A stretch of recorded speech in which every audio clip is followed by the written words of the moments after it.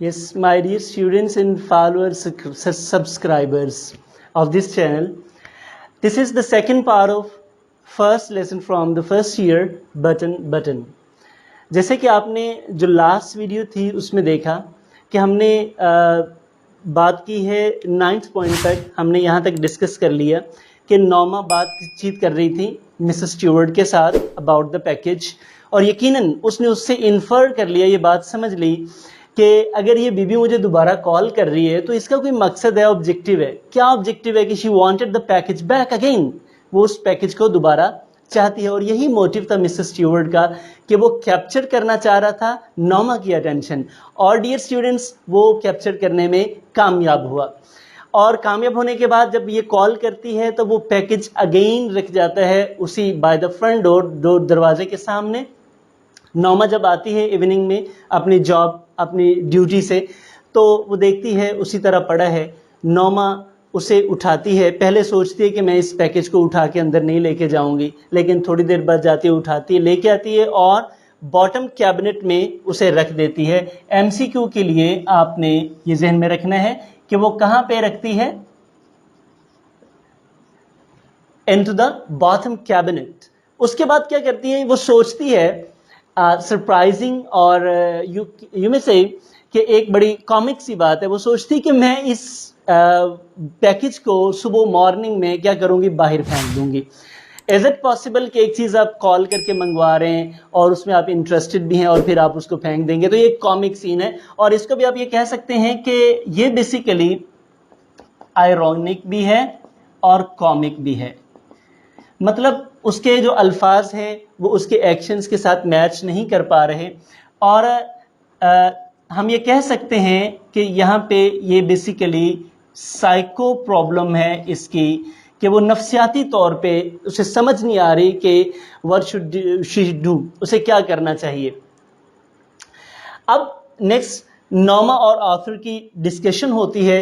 अगले जब ऑथर वापस आता है, नॉमा उसे कहती है, फिर कन्विंस करने की कोशिश करती है कि maybe some eccentric millionaire is doing so, शायद कोई खपती है, लखपति है, उसके पास पैसा बहुत ज़्यादा है और वो ऐसा कुछ जो पैसों की बात कर रहा है। Actually she wants to convince mister author, वो सिर्फ ऑथर को, अपने हस्बैंड को कन्विंस करना चाहती है। अब ऑथर एक्चुअली गेट्स एनोयड, उसे पहले तो अपनी बीवी को देखता है, उसे यकीन नहीं आता है कि ये इज शी द सेम, क्या ये वही नॉमा है। फिर उसको देखता है और उसे गुस्सा आता है, वो कहता है कि I do not understand. Basically जब वो ये सेंटेंस कहता है कि मैं ये नहीं समझ पाया, वो ये कहता है कि आई डोंट अंडरस्टैंड यू, पहले तो मुझे तुम्हारी समझ नहीं आ रही कि एक्चुअली आप क्या करना चाह रही हैं, और दूसरी बात यह है कि मैं इस पूरे मामले को, इसको ना समझना चाहता हूं और ना ही मुझे इसकी समझ आ रही। नॉमा again, because she is an obstinate lady, बड़ी जिद्दी किस्म की औरत है और लालची है, वो कहते suppose it's a genuine offer. अब फर्ज कर लो एक हकीकी ऑफर है, ऑफर। ही वाज एस्टाउंडेड, वो उससे पूछता है, you wish to push the button, क्या तुम चाहती हो कि उस बटन को दबा दो, एंड मर्डर समवन, और किसी को कत्ल करना चाहती हो। अब नॉमा वो भी उसी टोन में उसे कहती है मर्डर, क्योंकि वो उसे समझती ही नहीं कि ये अगर वो बटन दबा देगी कोई मर जाएगा, वो उसे कत्ल ही नहीं समझती। उसकी इमोरलिटी का लेवल ये है, उसकी मॉरल वैल्यूज इतनी सब स्टैंडर्ड है कि वो इसको समझती ही नहीं है। वो उसे सुजेशंस देती है, आगे से कुछ बातें बताती है कि देखें, सपोज कर लो a native of Congo, Congo you know कि ये अफ्रीका का एक सेंट्रल पॉइंट है, जिसे कॉन्गो हार्ट ऑफ डार्कनेस भी बेसिकली इसको कहा जाता है, कि तारीकी का जो सबसे सेंट्रल पॉइंट है कॉन्गो अफ्रीका का। कि देखो कॉन्गो में हमसे बहुत दूर, अमेरिका से बहुत दूर अगर कोई बंदा मर जाता तो हमें उससे क्या फर्क पड़ेगा, या कोई चाइनीज पीसन, कोई किसान मर जाता तो हमें क्या फर्क पड़ेगा, हम तो उसे जानते ही नहीं, ना हम उसे देखेंगे मरता हुआ।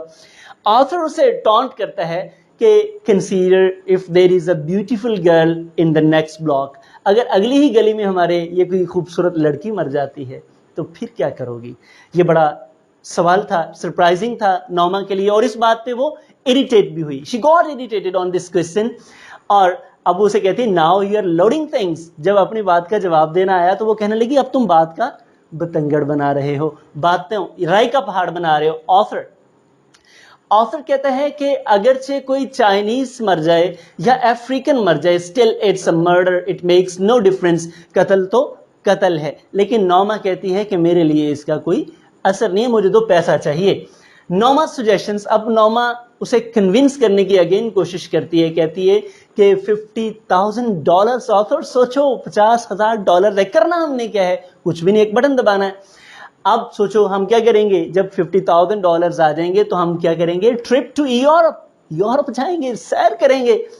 अब ऑथर कहता है I don't want to discuss it any more, मैं इसके ऊपर बात ही नहीं करना चाहता।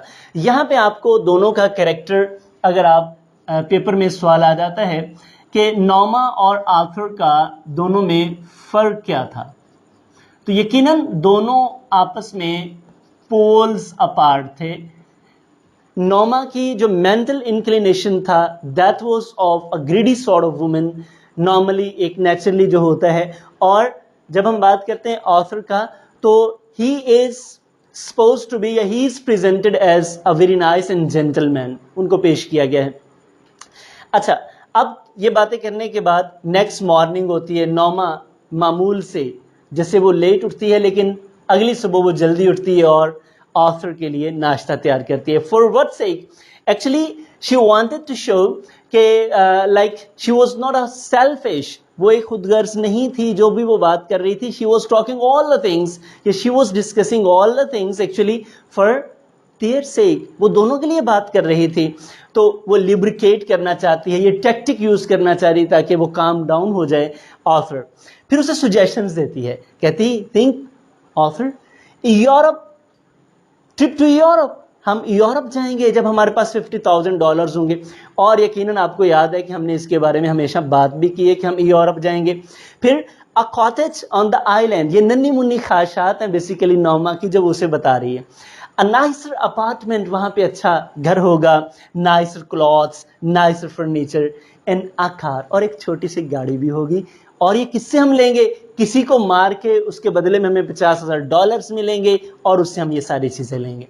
और अपेल, वो डर जाता है अपनी बीवी के ख्यालात सुन के कि इतने खतरनाक अज़ाइम की मालिक है, और ये शी थिंक्स सो कि एक बंदे को कत्ल करने के बाद उसे ये सारी चीजें मिलेंगी।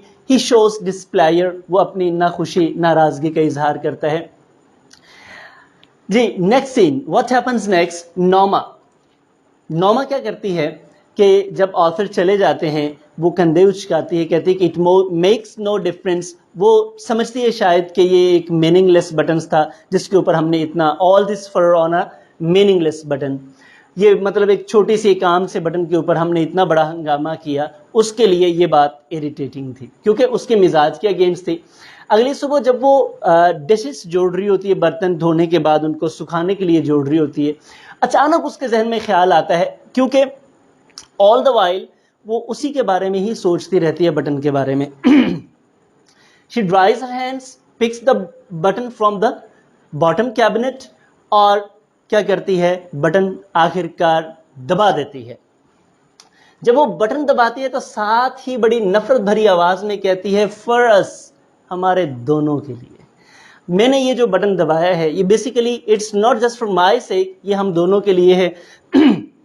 जैसे ही वो बटन दबाती है उसके बाद सोचती है कि वॉज इट हैपनिंग, क्या ये हो रहा होगा। उसे अब ख्याल आता है काम करने के बाद, नॉर्मली जैसे एक नेचुरल है कि औरत काम करने के बाद सोचती है, वो सोच रही है कि क्या कोई मर रहा होगा।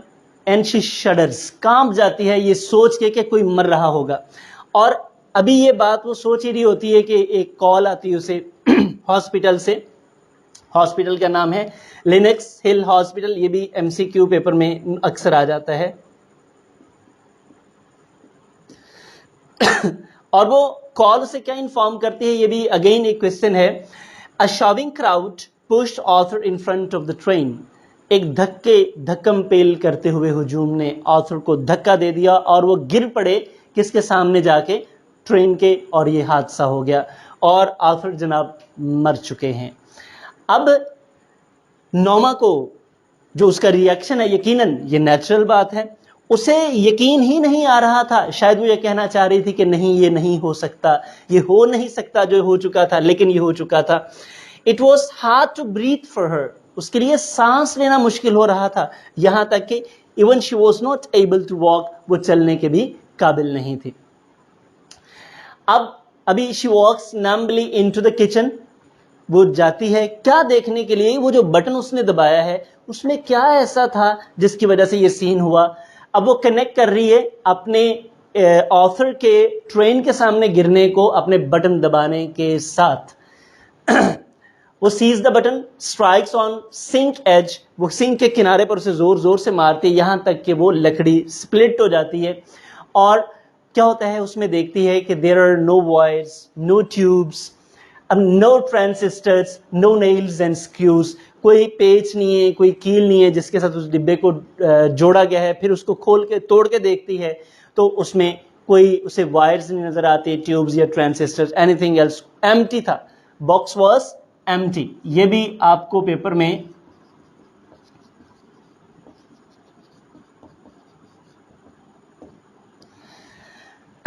अब इसी के बाद फौरन बाद मिसेस स्टीवर्ट की कॉल आती है और ये बड़ी सरप्राइजिंग बात है, आपके लिए भी, आप सुने। वो नोमा से फौरन बोलते हुए कहती है कि you said I wouldn't know the man the one died, जो मरेगा मैं उसे जानती नहीं होंगी।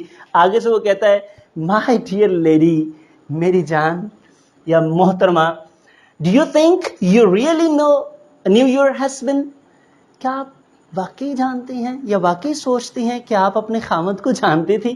क्योंकि अगर नौमा जानती होती तो ये कभी भी बटन ना दबाती। तो डियर स्टूडेंट्स, यहां तक हमने इसको देखा, समझा और पढ़ा। इसमें हर एक पॉइंट के रेलेवेंट एक क्वेश्चन है, इन क्वेश्चंस को हम नेक्स्ट वीडियो में डिस्कस करेंगे। अभी तक जो आपने इस पूरे सबक में देखा, जब हम इनको कनेक्ट करेंगे तो पूरे के सबक का अगर आप तर्जमा जस्ट एक इसको समझ लें तो 15 मार्क्स की ट्रांसलेशन भी आपके लिए आसान हो जाएगी, क्वेश्चंस भी आपके लिए आसान, और इन पॉइंट्स की अगर आप देखेंगे तो ये सारे के सारे MCQs भी हैं। हम इनको फर्दर नेक्स्ट वीडियो में डिस्कस करेंगे। Just stay connected with us for further and more and knowledgeable videos for your more sharing and for your more learning. Thank you.